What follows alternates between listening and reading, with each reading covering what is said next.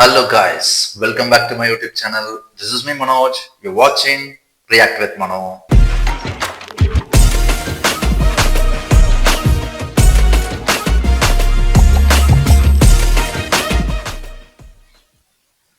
Okay, நம்ம ரவி மோகன் studios புதுசாக ஸ்டார்ட் பண்ணியிருக்காரு. அதோட நிறைய வீடியோஸ்லாம் நம்ம வந்து பார்த்தோம். எனிவே அவரோட புது ஜேர்னி இது. நல்லா இருந்தால் சூப்பர் தான். நல்லா போயிட்டு இருக்குது, நல்லா இருக்கு. அவர் நிறையா சான்சஸ் கொடுக்குறாரு அப்படி இப்படின்லாம் வந்து நிறையா வந்து அந்த வீடியோஸ்லாம் நான் வந்து பார்த்தேன். It is fine. Like personal வேற, இது வேற. எப்படி என்னங்கிறது நமக்கும் தெரியல. யார் மேலே என்ன பிரச்சனை அதெல்லாம் செகண்டரி. சினிமாவுன்னு வரும்போது அவங்க ஒரு எஃபர்ட் போடுறாங்க. ஸோ அதுக்கு வந்து பெரிய கங்க்ராச்சுலேஷன் வந்து கண்டிப்பாக நான் ஜெயம் ரவிக்கு நம்ம கொடுத்தே ஆகணும். பிகாஸ் அவர் வந்து ஒரு சினிமாவை வந்து இவ்வளோ நாள் லவ் பண்ணி இன்னைக்கு அதுக்காக ஒரு விஷயத்த ஸ்டெப் எடுத்து வைக்கிறாருங்கும் போது அது ஒரு பெரிய விஷயம். அதுக்கு first congratulations to Ravi Mohan sir. And அவரோட ஃபர்ஸ்ட் இது மாதிரி வந்து டீசர் மாதிரி ஒன்று விட்டுருக்காரு. அது வந்து பார்த்தீங்கன்னா ப்ரோ கோட் அப்படின்னு சொல்லிட்டு அவரோட கம்பெனிலேருந்து ரிலீஸ் பண்ணுறாங்க.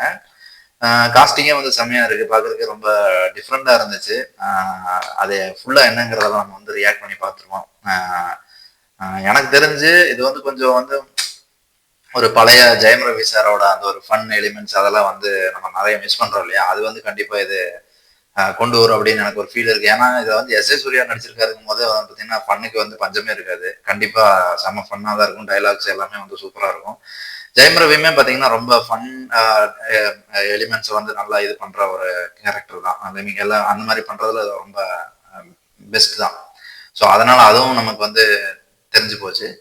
அடிஷ்னலாக வந்து பார்த்தீங்கன்னா நம்ம மலையாளம்லேருந்து ஆக்டர் வந்து நடிச்சிருக்காரு இந்த படத்தில், அர்ஜுன் அசோக். அவருமே வந்து பார்த்தீங்கன்னா நல்லா நடிக்கிற ஒரு பர்சன் தான். அவரோட மூவிஸ் நான் நிறைய மலையாளத்தில் பார்த்துருக்கேன். அவருமே நல்லா பர்ஃபார்ம் பண்ணக்கூடிய பர்சன். ஸோ அவரும் வந்து இதில் வந்துருக்கிறதே வந்து பார்த்தீங்கன்னா ஒரு மாதிரி புதுசாக இருக்கு. எப்படி என்னன்னு பார்த்துருவோம் வாங்க. நம்ம இது என்ன டீசரா ட்ரைலரா? டீசர்னு வச்சுக்கோமே. இது வந்து ஒரு ஏதோ சம்திங் ஒரு இது மாதிரி ப்ரோமோ மாதிரி விட்டுருக்காங்கன்னு நினைக்கிறேன். ஸோ பார்த்துருவோம் எப்படி இருக்கு அப்படின்ட்டு. சேனலுக்கு புதுசாக அந்த சப்ஸ்கிரைப் பண்ணிட்டு பாருங்க. வாங்க வீடியோக்குள்ள போகலாம். 3, 2, 1. 10 years into marriage life. நேத்து நடந்த மாதிரியே இருக்கு. எங்களுக்குள்ள செட்டே ஆகல, நிறைய சண்டை வந்துச்சு. ஆனா குழந்தை பிறந்ததுலேருந்து இவன் அப்படியே மாறிட்டான். அண்ட் யூ நோ வாட், நான் எவ்வளோ கோவமா இருந்தாலும் இவனை எவ்வளோ இவனோட சிரிப்பு ஒண்ணு போதும், யாரு அது எல்லாத்தையும் மாத்திரும். உங்களுக்கு கோவமே வராதா?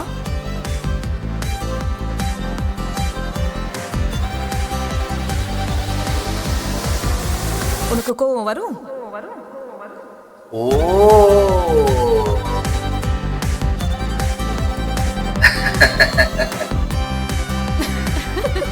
cute nice. அரேஞ்ச் மேரேஜ் தாண்டி பெஸ்ட். அப்போ கல்யாணத்துக்கு தேம்பி அழுதுட்டு இருந்த என்ன ப்ரோ, உங்க வைஃபை இப்படி மாத்திட்டீங்க? நான் மாறல, மாற தேவையும் இல்ல. எனக்காக அவனையே அவன் மாத்திக்கிட்டான். He is also very good actor. நிஜமாவா? கல்யாணத்துக்கு அப்புறம் இவன் சேஞ்ச் ஓவரை பார்த்து இவன் அம்மா அப்பா அண்ணி அண்ணா தம்பி தங்கச்சி எல்லாரும் இவனை அப்படியே என்கிட்ட ஒப்படைச்சிட்டு போயிட்டாங்க. இது வரைக்கும் ஒரு கால் கூட வரலன்னா பாத்துக்கோயேன். வாவ் சமடி. இனிமே இவனும் நானும் மட்டும்தான். Love you baby. இப்ப வரைக்கும் அவனை நான் ஃப்ரெண்டா தான் பாக்குறேன். ஆனா அவன் தான் நான் வைஃபா பாக்குறேன். எதை வச்சு சொல்ற?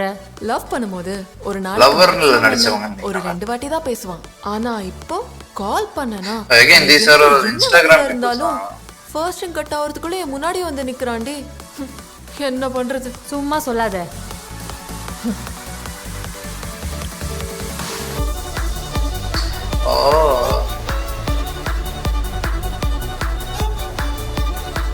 ஹாய். பாத்தியாடி, ஆக்சுவலி இது நான் போட்ட ரூல் தான். ஆனா என்ன பண்றது நீயே சொல்லு. யாரு மியூசிக் டைரக்டர்? போய் 4 பேரோட பேசு, பழகு, போ. ஆமா, ஒரு நாளைக்கு எத்தனை வாட்டி அவருக்கு கால் பண்ணுவ? எனக்கு தோணும் போதெல்லாம் கால் பண்ணுவேன். This line is for many married men பேரரசா around the world.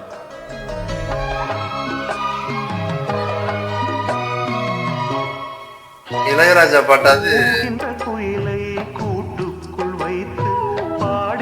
எங்களுக்கு எதுவும் ஸ்ட்ரைக் கொடுத்துறாதீங்க சார் ப்ளீஸ். சோலை மயில் தன்னை சிறை வைத்து பூட்டி ஆடென்று சொன்னால் ஆடாதம்மா. நாள்தோறும் ரசிகன் பாராட்டும் கலைஞன் காவல்கள் எனக்கில்லையே. சோகங்கள் எனக்கும் நெஞ்சோடு இருக்கும் சிரிக்காத நாளில்லையே. துக்கம் சில நேரம் பொங்கி வரும் போதும் மக்கள் மனம் போலே பாடுவேன் கண்ணீர். என் சோகம் என் சோகம் என் சோகம் என்னோடுதான். கல்யாண மாலை கொண்டாடும் பெண்ணே, என் பாட்டை கேளு உண்மைகள் சொன்னேன். இன்னைக்கு வரைக்கும் அவன் என்கிட்ட ஒரு விஷயம் கூட மறைச்சதில்ல தெரியுமா?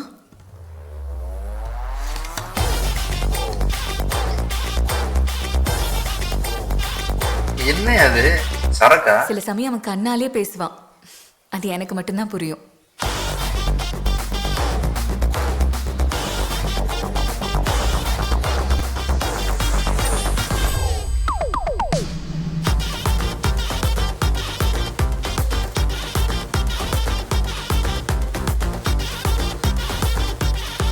வாயை திறந்தானா ஐ லவ் யூ தவிர வேற எதுவுமே வராது.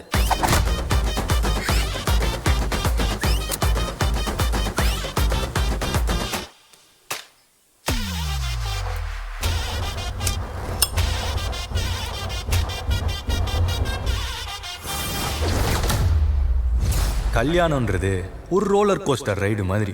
வெளியே இருந்து பார்த்தா அவங்க சந்தோஷத்துல கத்துற மாதிரி தெரியும். அதே உள்ள போய் பார்த்தாதான் அவங்க சாவு பயத்துல கத்துறாங்கன்னு புரியும். இப்படி உள்ள இருந்தே தவிச்சிட்டு இருக்கிற ஒருத்தனுக்கு வெளியே போயிட்டு வர ஒரு வாய்ப்பு கிடைச்சதுன்னா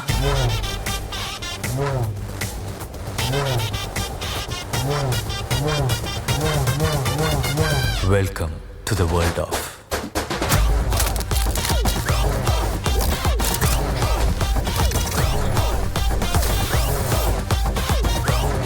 நைஸ்.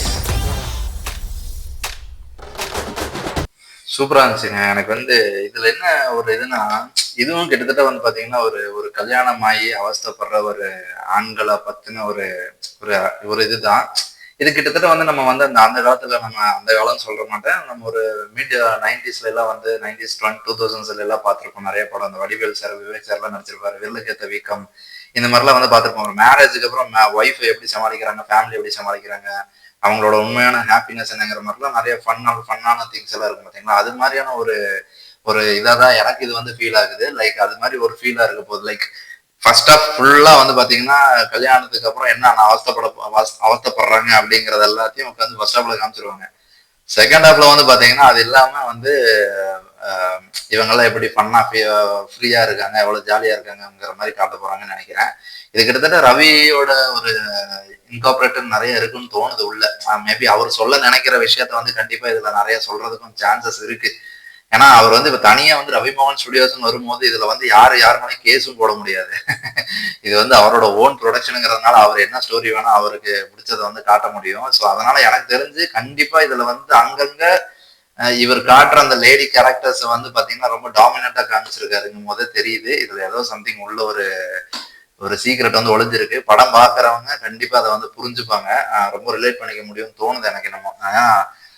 அவர் அந்த மாதிரிதான் வச்சிருக்காரு. ரொம்ப பயங்கர இதுல இருக்கிற மாதிரி, அதாவது ரொம்ப பணக்கார வீட்டு பொண்ணுதான் அவரை லவ் பண்ற மாதிரி எனக்கு காமிச்சிருக்காங்க. ஸோ கிட்டத்தட்ட அவரோட ஒரு லைஃப் ஸ்டோரி மாதிரிதான் ஃபீல் ஆகுது.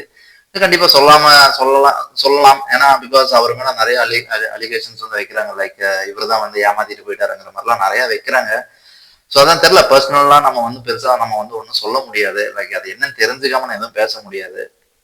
யாரு நியாயம் யாரு கெட்டதுன்னு நம்ம அனலைஸ் பண்ண முடியாது, அதெல்லாம் நமக்கு தெரியாது. பார்ப்போம், மூவில ஏதாவது சொல்ல ட்ரை பண்றாரான்னு பார்த்துட்டு நம்ம அதை டிசைட் பண்ணிக்குவோம். ஓகே, இன்னொரு வீடியோல பார்ப்போம்.